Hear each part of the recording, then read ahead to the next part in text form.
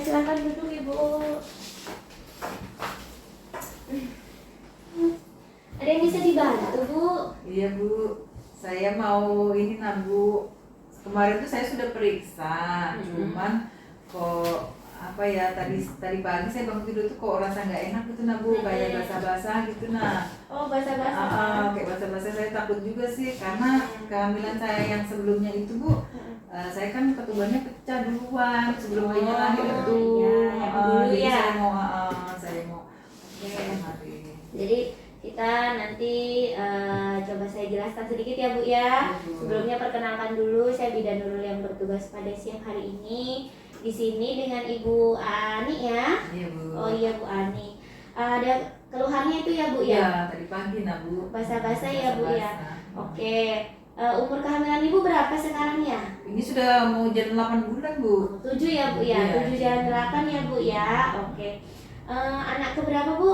Ini anak kedua Bu. Anak kedua. Yang hamil dulu gimana? Ya itu Bu, saya tuh anak yang pertama itu kemarin sempet ini ketubannya ya itu tuh pecah duluan. Jadi ya memang sih akhirnya saya ya itu Bu dirangsang. Oh gitu. Ya, tapi lahir Normal. Ibu sudah cek laboratorium? Sudah, kemarin kan sudah Bu sekali ya periksa. Oh iya, sudah kemarin ya. Hasilnya bagus aja ya Bu ya. Semuanya normal Bu, cuma tadi pagi khawatir saya karena kan kok ya basah-basah. Oh gitu, ya. Oke Bu, jadi kita di sini, saya di sini akan menjelaskan sedikit tentang ketuban pecah dini Bu. Jadi basah-basah ini sebenarnya banyak penyebabnya ya. Salah satunya bisa terjadi karena ketuban pecah dini. Ibu pernah dengar? Iya, saya pernah ngalamin Bu, makanya saya khawatir saya kesini. Oke. Oh, jadi Ibu pernah ngalamin ya Bu ya, yang dulu anak pertama ya Bu ya. Jadi berarti Ibu kurang lebih sedikit tahu ya. Iya, ya tentang ketuban pecah dini ini ya Bu ya. Jadi ketuban pecah dini itu ketuban yang pecah sebelum terjadi tanda-tanda persalinan. Ini ada ngeflag? Nggak ada. Kencang-kencang nggak ada juga ya? Nggak ada. Oke. Terus ketuban pecah dini itu keluarnya air ketubannya banyak. Biasanya bisa aja dia merembes sedikit-sedikit. Ini nggak bau pesing, ya. Biasanya dia baunya khas. Tapi basah tiba-tiba. Bisa juga dia piok banyak tiba-tiba kok kayak air mengalir banyak, ini apa gitu. Itu bisa juga namanya air ketuban ya. Bisa biasanya memang ini tidak disertai dengan tanda-tanda persalinan, kecuali kalau orang yang sudah mau siap melahirkan ketubannya pecah, itu normalnya kan seperti itu. Jadi pada saat ketuban pecah harusnya sudah diikuti dengan kepala bayinya ikut turun ya. Kemudian penyebab ketuban pecah dini itu ada banyak Bu. Salah satunya itu adalah infeksi traktus genital, jadi infeksi di daerah alat kelamin. Terus ada juga pekerjaan ibu yang berat. Kita kadang sebagai perempuan ingatnya kalau ya nggak ada istirahatnya, habis itu nyuci baju, ngangkat ember di kasih ya biasanya satu ember itu bisa dibagi 3 atau 4 kali, jadi biar nggak terlalu berat ya. Terus ada riwayat juga di kehamilan sebelumnya. Jadi kalau kehamilan sebelumnya biasanya pernah ketuban pecah dini, menjadi resiko lebih besar untuk kehamilan selanjutnya ya. Terus kemudian usia ibu juga mempengaruhi. Kan ibu sekarang usianya 29 ya.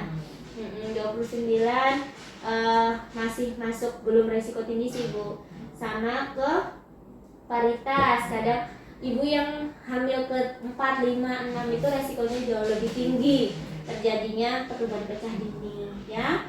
Kemudian penanganannya gimana untuk ketuban pecah dini ini?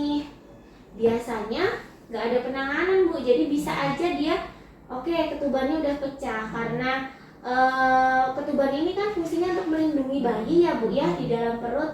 Karena bayinya ini sudah tidak terlindungi, ada jalan masuk antara luar dan dalam, bisa ada akses masuk, itu resikonya lebih besar. Otomatis kehamilannya ya harus diakhiri. Jadi gimana caranya? Bisa diinduksi, dipacu ya Bu ya, dilahirkan atau dengan sesar. Kalau bisa ya usia kehamilannya ini jangan sampai kurang dari 37 minggu. Biasanya masuk ke resiko bayinya jadi prematur ya. Terus habis itu bahayanya apa? Bahayanya komplikasi persalinan, yaitu bayinya biasanya prematur, jadi bayinya belum siap, beratnya masih kurang gitu, ketubannya sudah pecah, jadi mau nggak mau bayinya lahir dengan kondisi prematur. Terus infeksi bisa, infeksi terjadi antara ibunya bisa juga, bayinya bisa juga, resikonya sama-sama besar.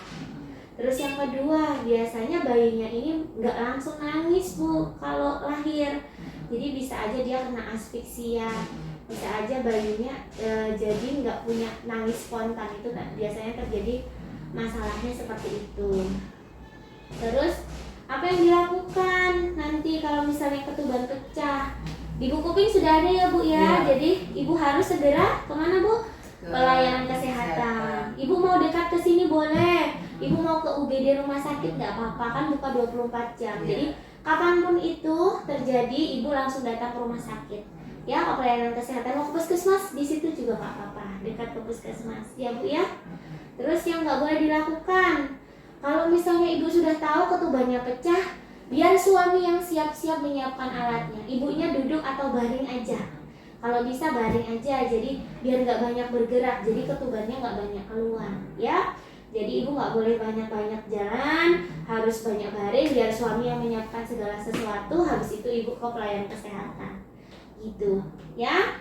Oke, sampai di sini ada pertanyaan? Iya sih Bu, kayaknya saya sudah paham.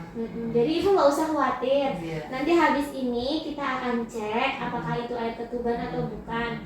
Nanti habis ini tak kasih pengantar laboratorium, ibu cek ke laboratorium, nanti kita cek namanya pakai kertas lakmus, apakah lakmusnya ini berubah warna atau tidak. Iya, Kalau ternyata air ketuban, ya berarti kita harus waspada, ya.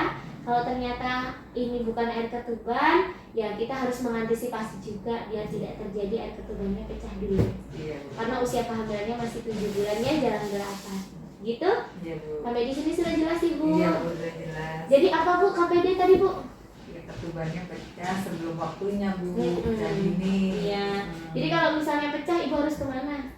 Saya harus datang ke Pelayanan kesehatan. kesehatan, ya. Nanti kasih tahu sama suaminya juga biar jadi suaminya paham ya. Iya, Bu. Oke? Iya. Ada pertanyaan lain? Sudah Bu. Sudah jelas Ibu? Ya, semoga kehamilannya sehat selalu. Ya. Nanti tak kasih pengantar ya ini Iya, ke Bu. laboratorium. Iya, Bu. Oke? Iya. Gitu. Iya Bu. Ya. Makasih ya Bu. Sama-sama, sehat selalu Bu. Iya. Kemudian melakukan pendokumentasian.